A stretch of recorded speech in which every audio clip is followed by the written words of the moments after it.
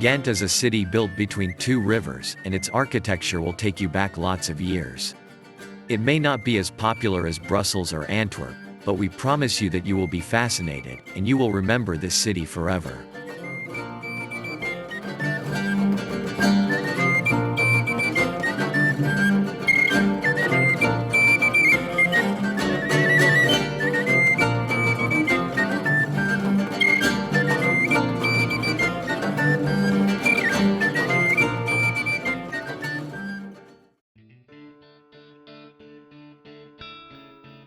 Based on Brussels, that we have mentioned in a previous video, we take the train to Ghent. The train is the most fast and economical means of transport. Especially, there are extremely low-cost tickets for youngsters under 26 during Christmas and Easter holidays and in the summer. The city originally started as a settlement, at the confluence of the rivers Scheldt and Lea, and in the late Middle Ages it became one of the largest and richest cities of Northern Europe. The first thing you see when you come out of the train station is a huge mass of bicycles. The Belgians and the Dutch are known as bicycle lovers.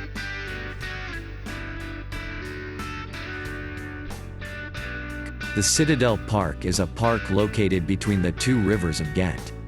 Located at this point before the park's construction in 1875, the Dutch citadel was one of the largest in Europe. In the last years of its operation it served for a time as an infantry barracks.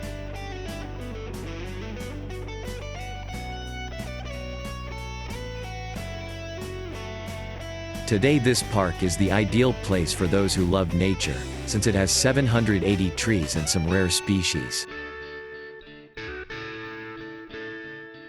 In the northern part of the park there is a magnificent iron construction on an octagonal base of natural stone.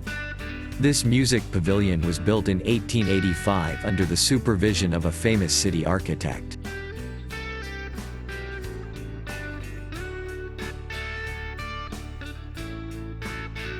The Museum of Fine Arts is placed on the east part of the park and it is probably the most popular site.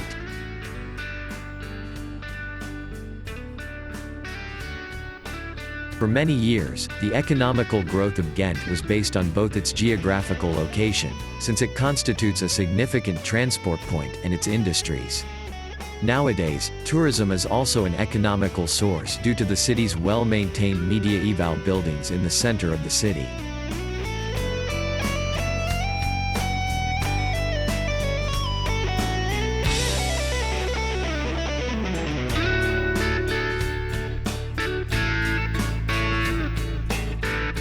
While we were walking in the streets of Ghent, we saw a shop with a unique name that reminded us of our roots, due to the Greek letter pi.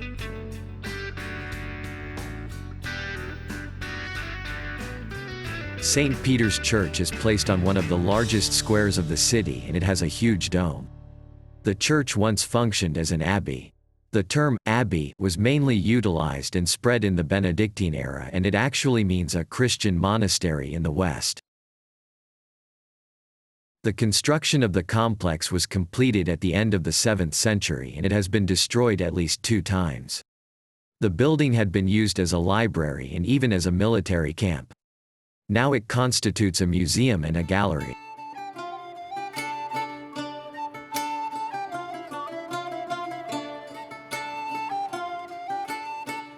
While we are walking on St. Peter's Street we see a historical building complex of the city. Nowadays it operates as a concert venue and it holds cultural events.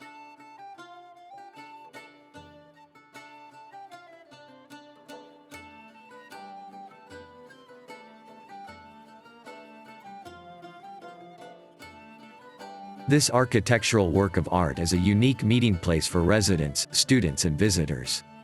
In this building visitors can try new technologies, like 3D painting and virtual reality. The building functions mainly as a library, but it also has classrooms for students and multi-purpose halls.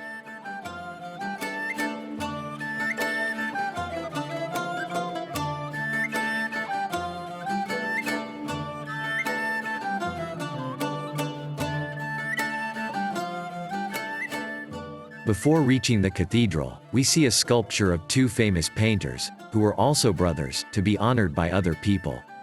These painters were from Bruges, a city we will explore in the next video.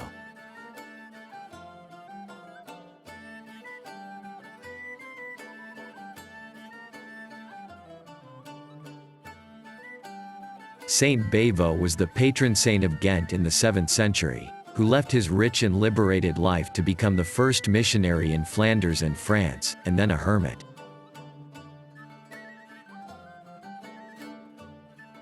If you like this video, don't forget to hit the like button, leave a comment below, and subscribe to our channel if you haven't already.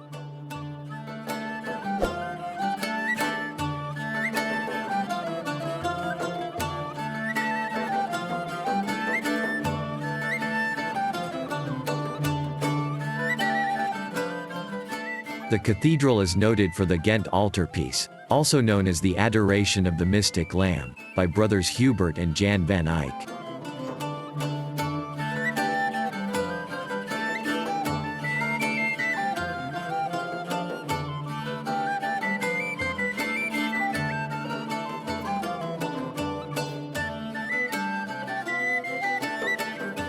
The middle tower of the famous complex is the city's Belfry. The 91-meter-tall tower is 2 meters higher than the cathedral. Due to its height, it is the highest belfry in Belgium.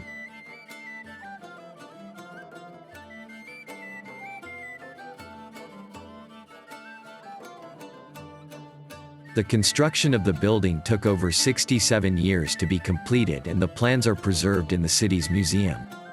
The city's symbol is the dragon that sits on the top of the tower.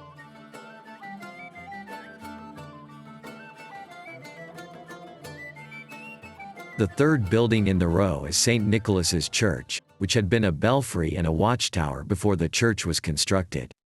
This church is built in Gothic style and is also one of the oldest and the most significant buildings of the city. With the passage of time, the building was gradually deteriorating. Fortunately, in 1840 a restoration plan had begun and the building regained its glory.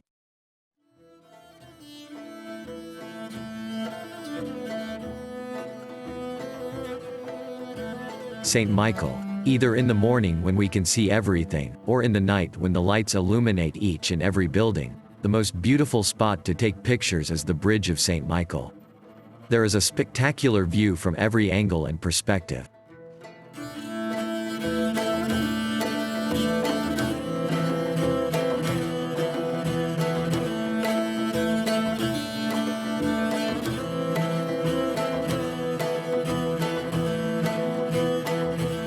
St. Michael's Church is a Roman Catholic church which is popular for its interior design, and it is located next to the St. Michael's Bridge. The steeple of St. Michael's Church should have stood out above all the others, but history decided otherwise. The 134 meters high planned Monument of Triumph has remained at a paltry 24 meters. In 1828, the unfinished tower finally acquired a closed roof.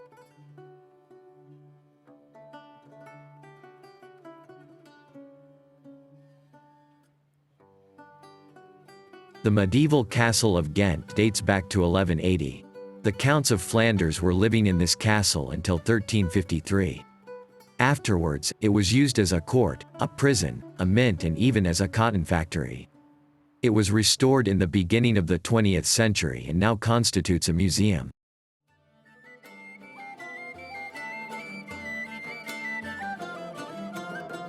If you liked what you saw in this video, please don't forget to hit the like button below, leave a comment and subscribe to our channel.